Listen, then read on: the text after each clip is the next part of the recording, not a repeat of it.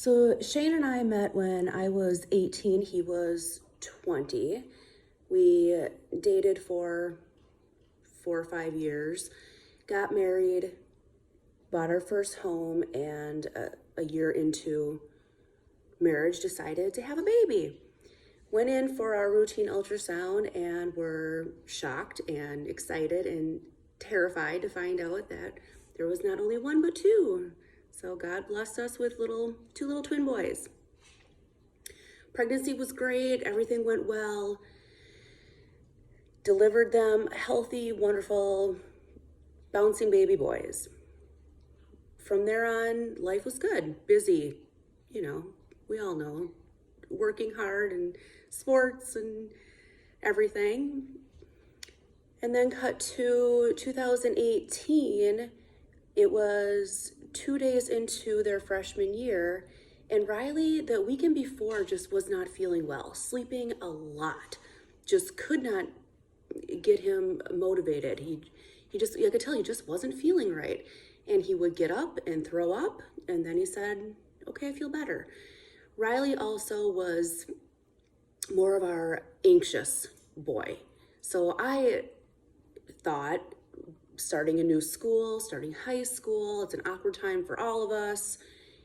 He's just got the nerves of a new school. So he went to school for the first 2 days, and that evening I came home from work and I noticed he developed a bad cough. So I'm like, buddy, you're sick. I'm still dressed. Let's just go into the emergency room. And he's like, no, I don't want to. I'm fine. I said, okay, well, then tomorrow we'll go to your normal pediatrician. Great. Got up the next morning. Shane Riley and I went to the doctor, explained all of his symptoms, and thank God he has a wonderful pediatrician. He said, I'm concerned that this may sound like Lyme disease or mono. He's like, let's just run a blood test. I'm like, great. I'll be at work, call me, tell me where to pick up the prescription, right? Thinking it's got an infection or something easy. Go on with my day. And then I'm at work, and a couple hours later, I get a phone call from the pediatrician, and it's are you sitting down? And we were told your child has leukemia. And what does that mean? I don't even know what that word means, right? So we immediately had to take Riley directly to the hospital, where they immediately started giving blood products and platelets, and all these things were happening, and so many doctors and nurses, and it was just a revolving door, and your head's spinning, right? As parents, we don't know what that means. So the doctors explained after blood tests and bone marrow aspirations that he had AML, which is acute myeloid leukemia. It's very aggressive. It's very rare. Well, they always say childhood cancer is rare, but I'm finding more and more it's not. It's not rare. It happens a lot, and we need to change it. So he had to do 5 rounds of hardcore, intense chemotherapy. Each round consists of being in the hospital for about 30 to 45 days. So we would go in, do extensive chemotherapy, stay there for a month or so, get a break, get to come home for a week, and then go back and do it all again. We were very hopeful and grateful that after his first round, he was in remission. Wonderful. So we still had to continue the final 4 rounds of chemotherapy. Come here, Bubba. So he did that like a champ. He never once, that's the thing about these kids. They are stronger than any adult I've ever met. I mean, he never once complained, never cried, never said, why me? All the things that, of course, I did as a mother and Shane did as a father. These kids they have an inner strength that's, unless you experience it and witness it, it's amazing. So we finished up treatment, and then we came home, and he did great. we would go in for routine checkups and his numbers looked great. He was feeling well. We were getting back to life as normal. He was in remission for over a year. And then February 10th, we went in for his routine blood work. And the last test was taking a long time to come back. And I'm like, we gotta go. It was the boys' first driver's ed test class behind the wheel. So they were excited and we had to go. So I'm like, just call me. And in the pit of my stomach, I had that feeling. And I even whispered to the nurse, I said, it's not back, is it? And she's like, no, it shouldn't be. We'll call you. And I knew. I just knew. A mother knows. And sure enough, I got a phone call an hour later. Again, are you sitting down? And it had returned. And again, Riley just shrugged his shoulders and said, okay. So this time we went off to Milwaukee in Children's, where he did another round of chemo. Our goal this time was to get him into remission so that we could go to transplant, because transplant is the cure. And luckily, we found out that his brother, Parker, his twin, was a perfect match. So we're like, great, we got this, we're good. And after his first round, the leukemia was only down to 8%. They want it below 5 or 0, because then statistically you have a better chance of surviving through the transplant. So that wasn't good enough, so we had to do it again. And that time, his leukemia came back, he was at 80%.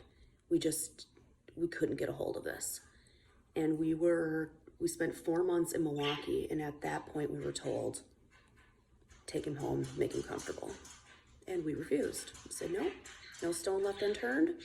Whatever we can do, we will do. What parent wouldn't do anything possible within the medical, natural, holistic, whatever. I mean, we did some crazy, whatever, as long as it wasn't going to harm my child, we were going to try it. And we did. And a lot of the times Riley would just laugh and roll his eyes and he's like, Mom, you're wasting your money on this stuff. And it doesn't matter. Whatever we need to do, we're going to do. So then we found out about a trial in St. Louis where they use NK cells, which are natural killer cells, where they take a donor cell and then attach whatever DNA to it. Now, this is the dumbed down version because I don't understand it. And then they put them into Riley, and those cells will recognize the cancer cells and attack and kill them. And then we can go to transplant. So Shane and I were tested, and I was a better fit for whatever reason. I was I think a 9 out of 10, and Shane was an 8 out of 10, or whatever that means. So they chose to go with me. So I sat in the machine, dialysis, I don't know, a machine, where they took blood out of one arm and cycled it through and put it back in through another arm. And it was like a 8-hour procedure, whatever. Nothing compared to what he has gone through. And then the next day gave that to him, and it worked. After the first week, like, it had worked. He was considered in remission. And I'm like, we need to go to transplant. We need to go now. Well, because it's a trial, there's rules and regulations that you have to go through. So you don't have a choice. So they said we need to test him after a week and then 2 weeks later. And if he's still in remission, then we're good to go.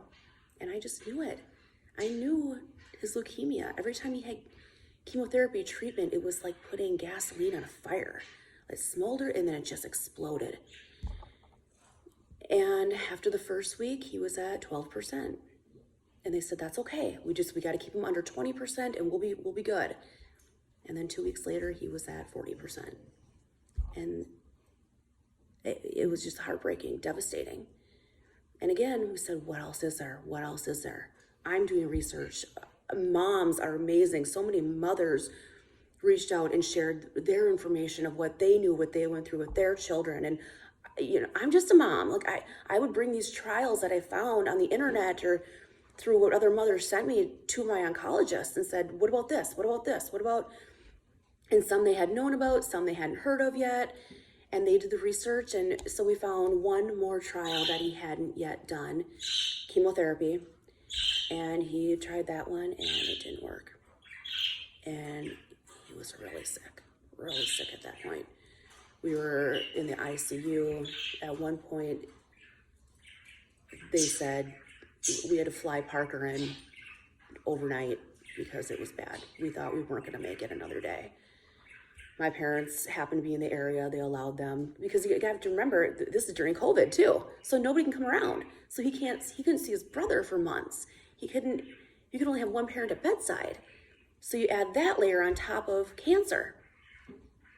The time you need family and friends the most, and you have nobody. And that kid, I always told everybody, I said, you don't know my kid. I'm like, watch him. He will fall and he will come back up. And he did. And he made a turnaround. And at that point, I knew we had to get him home. So now we need to go home. He needs to be in his room with his animals that he loves more than anything, and his friends, his buddies. So thankfully, we got him home. And he had like 2 really good weeks, really good. He had his buddies over and played with his cat and his dogs and got to eat all the mom food that he'd wanted. But then he spiked another fever and we had to go in. And this time he had a seizure, fell down, cracked his head. We turned our back for a second to give him privacy while he was going to the bathroom, and he had a seizure and fell. And then he had meningitis and he was septic. I mean, like, one of these things is devastating. The number of the things that this child went through, and again, he'd just shrug his little shoulders and he'd say, so be it, Mom. And then we finally got him home and his numbers were really bad. And the night before he passed, we had a beautiful conversation, and it was the first time ever that he said, how long do I have? Because he wanted to keep fighting. He's like, is there anything else we can do?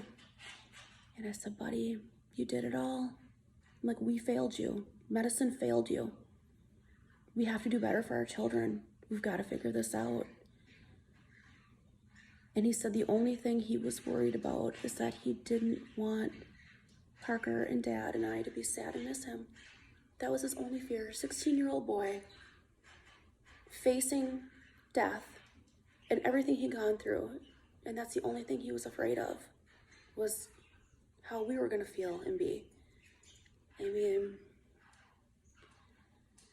and all these kids are like this. They are warriors, they are fighters, and they deserve better. And that's what I told him. I said, buddy, you didn't deserve this. And I don't know why you were chosen, but you were chosen for greatness.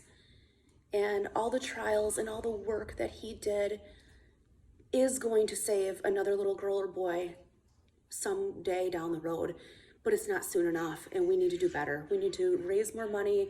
We need to bring more awareness and make people realize cancer doesn't care who you are. It doesn't discriminate. It doesn't care that all I wanted to be in life was a wife and a mom. That's all I wanted. Live a simple life. Doesn't care. Doesn't care if you're famous or poor or wealthy, or it doesn't care. You think that happens to other people. Well, we're other people. I'm a hairstylist. My husband's a firefighter. We got, the dogs and the cat and the bird, and we're just normal people. And there's a lot of us out there, and we're all losing our babies, and it's not right. So please, just help us fight this and find a cure, and we need to save our babies and cure leukemia. Thank you for your support.